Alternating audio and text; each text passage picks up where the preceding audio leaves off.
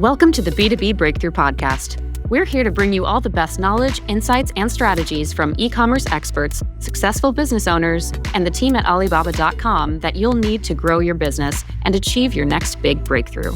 I'm your host, Ciara Cristo.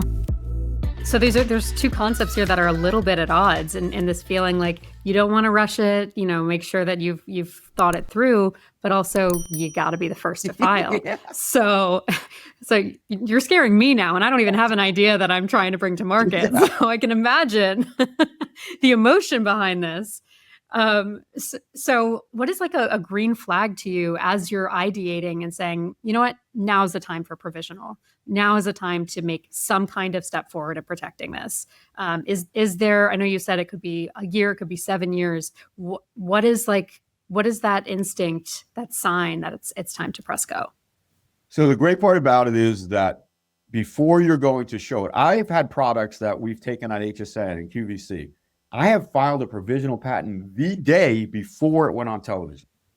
Wow. Or that night. As long as we file that, it's ready to go. So before you're going to go public with your product, big time public, if you're going to start really pushing it out there. Now, if you're going to show somebody and you're like, hey, listen, I just want to show you, so I'm getting your idea. You can sign a non-disclosure agreement and it locks them in, and it doesn't start the clock that you have, publicly shown your product, because that NDA will lock that in. So you can use an NDA, a non-disclosure agreement, as a tool to not start that intellectual property clock. Or you could say, hey, listen, I'm going to a convention, I'm going to show, I'm going to co-create, and I'm going to show my product, whatever it is. You can file that provisional patent for under $100 and be able to now publicly disclose it. And you are at first in line. So you can do that. And you get to say, it is patent pending. As soon as you do it, you don't have to say it's a provisional patent.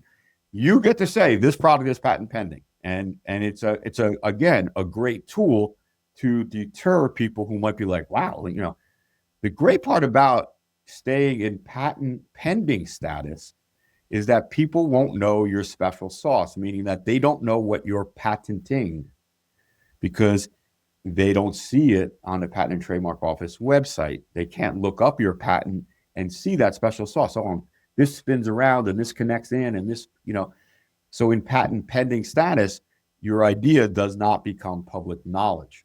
So you want to be able to, people rush to get the patent, but I would rather keep my ideas in patent pending status as long as possible, because then no one knows what I'm actually patenting. They'd be crazy to copy my idea, not knowing what my patent is going to say. Interesting.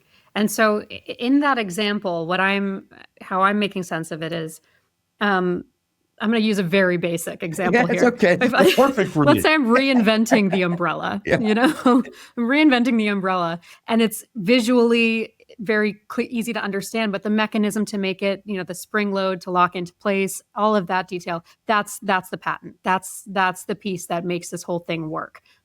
And that's the piece that they don't have access to on the U.S. Patent Office website. Whereas they could see your product and say, oh, this is this great product that keeps me dry in a thunderstorm. But they don't understand how it actually physically works. So that's the benefit of keeping it under wraps. B2B Breakthrough is produced by Alibaba.com. To find out how Alibaba.com is empowering its customers with the tools, services, and resources they need to grow their business, visit Alibaba.com. And then make sure to search for B2B Breakthrough on Spotify, Apple Podcasts, or wherever you find your podcasts. Make sure to follow us so you don't miss future episodes. On behalf of the team here at Alibaba.com, thanks for listening.